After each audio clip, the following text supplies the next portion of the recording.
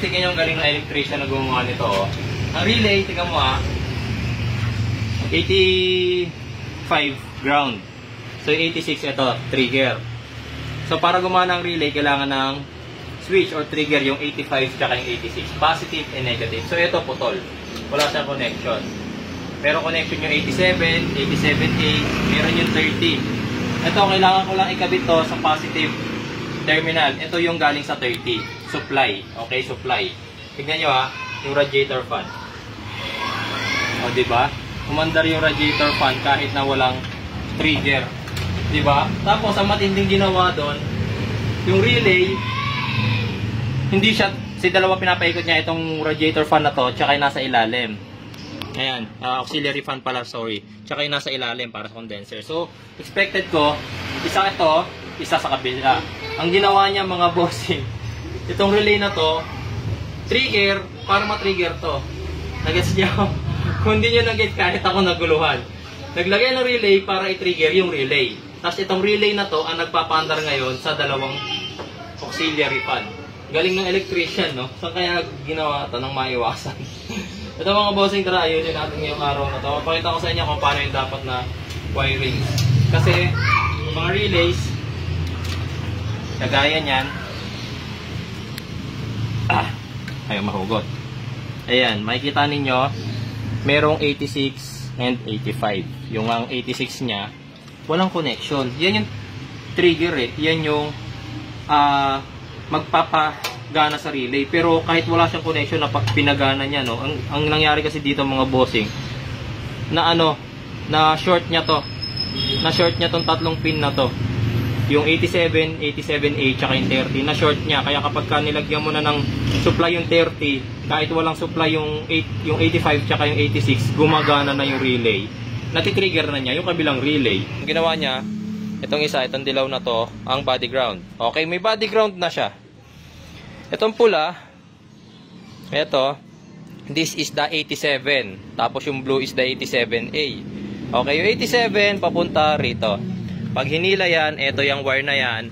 Originally, nakakonekta yan dito sa green wire na to na pinalusot ni electrician. Okay, saan galing to? Ito yung galing dun sa loob, sa may papuntang evaporator, sa mga wirings dyan. And, ito yan. Tignan ko kung maintindihan nyo. Ito yan, ayan. Yung green wire na yan. So, trigger yan kapag turn on, magkakaroon ng power yung green line na yon. Ayan o. Pakita ko sa inyo ha. Pag tinurn on, asan yung test light ko? Ito. Okay. Ito siya. Ayan. Ang test light, may ilaw pag may positive line. Ayan siya. Ayan o. Nakita nyo? Meron siyang ilaw. Ayun. Ayan o. Okay. Ito mga bossing, so para masimulan na natin, para mas makita ninyo. Ito, yung 30, may kita nyo yung wire, socket na yan. Sa 30, ito yan. Ito yung source natin. Okay, so saan papunta yung source na yan? Pareho na yan, magkasama. Ito makikita nyo, magkasama yung green. Papunta ito sa positive terminal ng battery natin. Okay, doon natin ilalagay ito. Positive terminal, rekta. Mga boss, actually pwede nyo padaanin pala sa fuse, okay? Huwag kayo naglalagay ng electrical component na hindi dumadaan sa fuse. Yun yung mali rin ng isa pa na gumawa nito. Wala siyang dinaanan na fuse. So kapag nagkaroon ng short circuit, tuloy-tuloy din tong magbabato ng kuryente hanggang makarating dito sa relay. So delikado. Magpadaan pa rin kayo ng fuse. Although, baka sabihin ng ibang electrician, dumaan naman yung yung 86. 86. Ito, kung maaalala nyo, ito yung wire na galing sa trigger ng aircon. Yung sa switch ng aircon. So, dumaan to sa fuse. Which is, yes, technically dumaan sa fuse. So, mawawalan nga ng trigger. Pero, ang point ko kasi dyan, mga bossing, minsan kasi, yung gantong wire, halimbawa, katagalan, since nakakonekta siya sa battery, tapos ang relay natin, andito, okay, ito, mga boss. Nasa battery siya. So, yung wire, nag-travel. So, paano pagkatagalan mga bossing? Halimbawa, yung wire, naipit ng hood, o naipit somewhere dyan, o kaya, nadikit sa radiator, medyo naluto yung wire, or basta, anything na nag-happen, tumagal, lumutong, nag-crack, nabalatan, tas nadikit sa any metal part ng inyong sasakyan. Dahil wala siyang fuse mga bossing, what will happen? Tingin niyo mga boss. Diba? So, padaanin pa rin sa fuse. Okay? May mga nabibili namang mga fuse box dyan mga boss. So, wag magtipid sa fuse. 10 piso lang ang fuse. Tapos, pinakita ko na sa inyo yung 80C, yung 30, yung 85. Yung 85 natin, itong mga nakikita yung green na to, yellow na to, ito na siya mga boss, nakakonekta dito. So, gagawin ko na lang, meron ba akong i-terminal para hindi nakaganyan na wire lang siya. Maganda mga kahit pa paano gumagamit ng i-terminal. Okay, so tama naman na yan, 85. Tapos yung 87A sa relay, 87, this is 87A. Yung dalawang 87A, wala na silbi sa akin yan kasi kailangan ko lang naman yung 87. Okay? So, eto na siya. Okay? Kinat ko na tapos binalutan ko na siya ng electrical tape para hindi siya magkaroon ng open wire. Okay? Ang kailangan natin gawa ng wiring ngayon is yung 87. 86 muna tayo, rather 86. So, yung dalawang block. Itong dalawang block na to is the 86. Okay? So, saan natin kukonekta to? Ito nga, yung trigger galing sa aircon. Trigger galing sa aircon. Ayan. Galing sa aircon switch. Okay? So, yan lang natin yan. Ay, wait lang. Sorry. May nakakalimutan ako isang importanteng bagay. Pag ganito gumagawa ko ng mga electricals, mga bossing, maganda gumamit kayo ng hindi to straw. This is shrinkable tube. Nabibili lang to online. Okay, mura lang ang mga shrinkable tube mga boss. Meron niya nabibili isang mahaba, pero ang ginagawa ko, binibili ko ito mga naka-pre cut na shrinkable tube.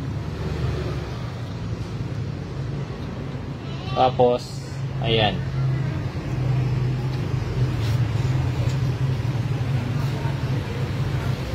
Ayan. Okay, tapos ganyan ang gamit ng shrinkable tube mga boss. Okay. Yan. Gamit naman yung lighter. Niluluto. Sinusunog or niluluto. Pero wag nyo masyadong painitan na kasi masusunog yung shrinkable tube. Kailangan lang mag-shrink siya. Ayan, nakikita nyo nag-shrink siya. Yan. Okay, so okay na yan. Ngayon, kung gusto nyo pang lagyan ng electrical tape or extra layer of protection, walang problema mga boss.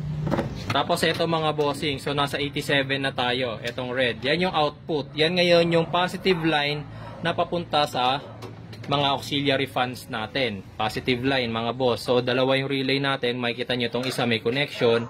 Pag tinrace nyo, ito siya mga boss. Naka-Y siya rito.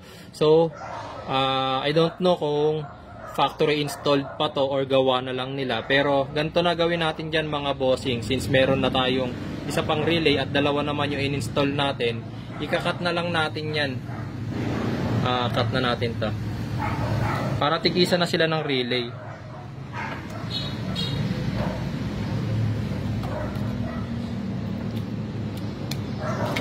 Yan. Okay. Gusto may extra wire pa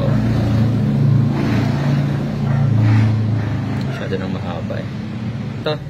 Yung isa, kunin na natin yung isang 87. Sila yung pagkokonektahin natin.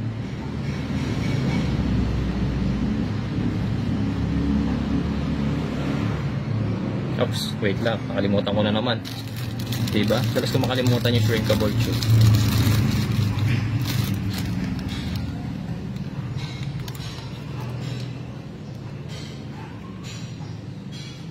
Ayan. Pasok yung shrinkable tube. Then sunugin.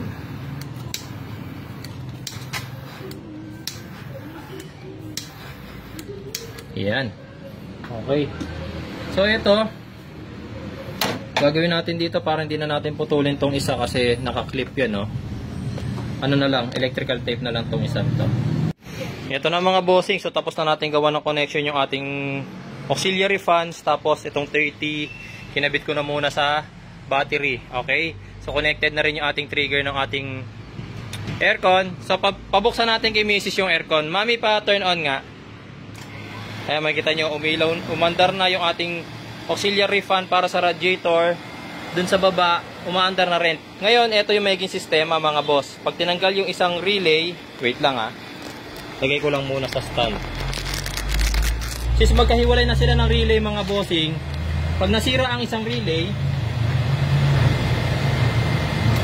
isa lang ang titigil, isa lang yung hindi gagana. Yung isa gumagana pa rin. Ito kagaya niya, gumagana pa yung fan dito. Yung nasa baba, tumigil. Okay? Balik na rin natin. Ayan. Maririnig nyo, may tumutunog dun sa ilalim, di ba? Gumagana yung fan na yon, pero ito tumigil.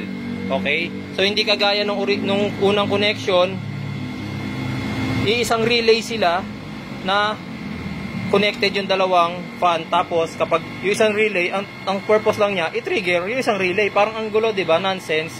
So ito, pag kinabit ko tong relay na to, gagana na yung ating radiator fan. Ayan o, gumana na mga boss. Okay? So ganun lang. Ngayon, hindi pa ako tapos kasi ayoko tong wire na to. Itong green na pinalabas nila na to. Ngayon, ang target ko, hanapin. Mami, pakipatay muna. May off dyan. Ang target ko, hanapin yung original wire. Original trigger ng aircon. Nandyan lang yan mga boss. Tignan natin kung saan natin mahanap yung original trigger ng aircon. Ito mga bossing, kinailangan ko na naman tanggalin yung battery box para makita ko kung merong wire dito na nakaloose na posibleng wire para dun sa ating compressor. Okay? So ito yung wire ng sa compressor natin. Ito. Yan. Yan, connected pa siya sa green. So hinayaan muna natin na ganyan. So ito mga bossing, wala akong makitang wire bukod dito sa dalawang naputol na wire na to. Itong harness na to na tingin ko, ito yun. Pero meron pang isang wire isang set. Ito, dalawang wire connected dito. Sa steering to mga bossing Hindi ko alam kung para saan ang wires na yan ha. Tama ba ako na para yan dito? Paki-comment nga mga boss kung para saan yan. Itong nandito sa ibabaw. Steering yan mga bossing sa manibela. Ayan, gearbox. Ayan, sa manibela yan. Makikita nyo yung bakal na diretso na yan. Yan. Sa manibela yan. Tapos connected yan dun. Para saan to? Hindi ko pa alam kung para saan exactly. Pero meron siyang wire na putol, na walang connection. Pero pag iniikot ko naman yung manibela ng Pajero, malambot naman. Ito guys, yung medyo mahirap. Kinonvert na kasi yung yung thermostat nitong Pajero. Ito conversion. Kaya kung mapapansin nyo, may mga connection na ito, kagaya nito. Ito yung trigger na green kanina Ito yung trigger na papunta ngayon dun sa ating compressor. So ito na rin yung nagtitrigger ngayon dun sa mga radiator, sa mga auxiliary fans natin. Conversion na So binago na, wala na yung dating thermostat nitong ating Pajero. Medyo mahihirapan akong hanapin. Doon sa may wiring kanina sa labas, meron doon nag-iisang mapayat na red and green stripes. Ito. Kaso kinabitan ko ng multi-tester yung harness para malaman ko. Ito.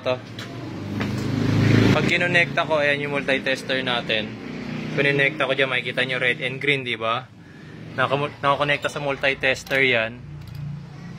So kapag merong connectivity, hahanap ako ng kulay red and green din sa loob. Pag may connectivity, yun yung trigger. Kaso ito, papacheck natin kay Mrs. Mami, check mo Kaya ko. Tignan mo, sabi mo sa akin kung magkakaroon ng connectivity ha. Sabi mo pa kung nagka-reading. Hindi kasi abot yung wire natin Ay yung cable nung tester. Meron? Wala. Ito lang kasi nag-iisang red and green Wala na akong makita ibang red and green wire dito na supposedly yun dapat sana ang trigger, pero parang wala nga. Ito kasi red and blue naman. Tingnan din natin. Baka ito. Guys, pag magte-test kayo ng ganito, make sure na nakatanggal yung since continuity lang naman hinahanap natin. Nakatanggal yung battery connection or naka-off, o kaya nakatanggal yung negative ng battery. Ayan. Wala. Wala rin.